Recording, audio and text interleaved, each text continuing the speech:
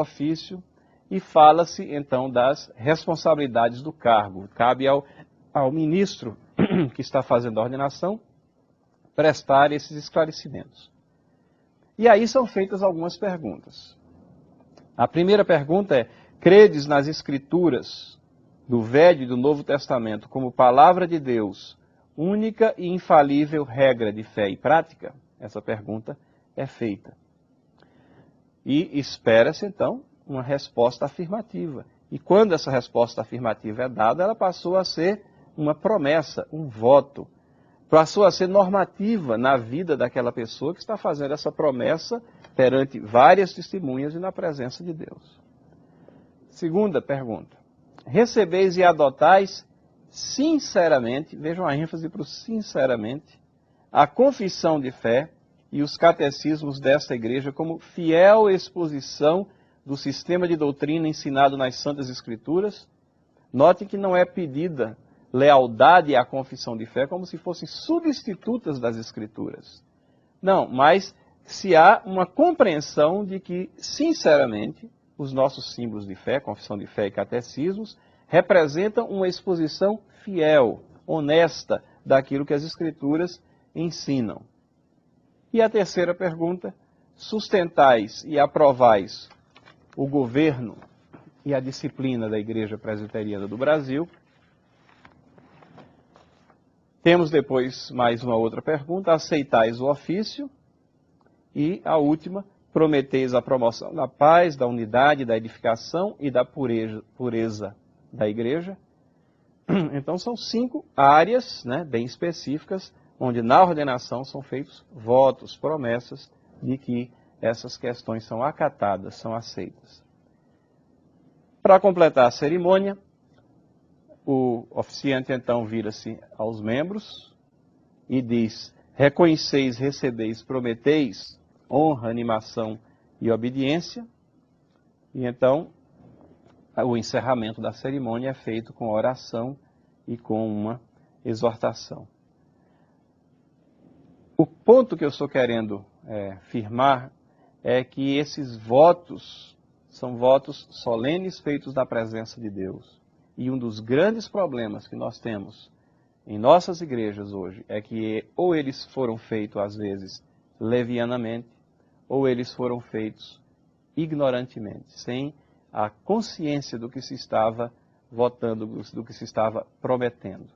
Corrigir essa situação. Primeiro, há a necessidade de que sejam relembrados todos os oficiais, presbíteros, regentes e docentes, e diáconos também, dos votos que fizeram.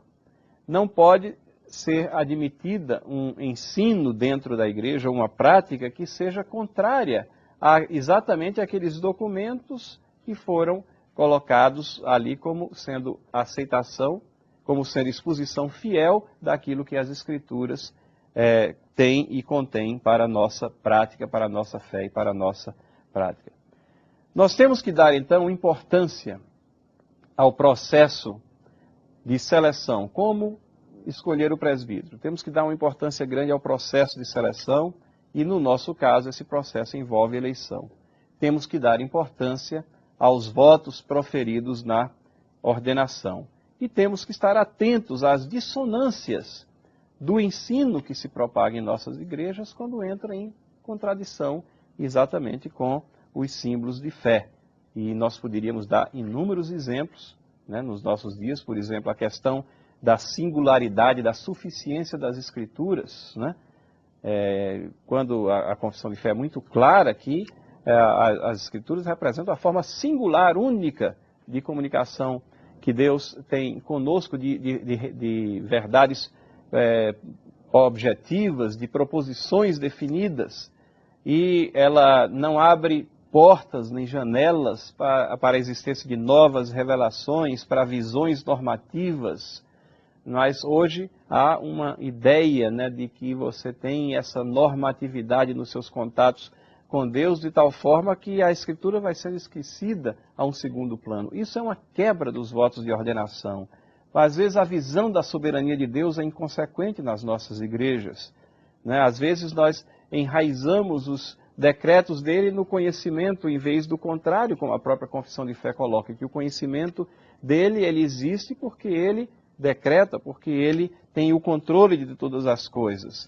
E nós descaracterizamos todas essas doutrinas que são relacionadas com a soberania de Deus. Isso representa uma quebra dos votos de ordenação.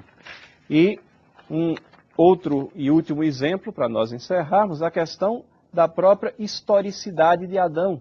Uma questão que é vista hoje como sendo um mito, e por vezes essa visão é trazida para dentro da igreja e nós não consideramos Adão necessariamente um personagem histórico e colocamos que Gênesis é um livro poético, não deve ser entendido como história factual, que ele foi escrito com a perspectiva limitada dos escritores da época. Ora, a confissão de fé fala muito claramente que Gênesis é um registro, né, confiável, não é um registro de forma poética, é um registro descritivo, não é um mito, né?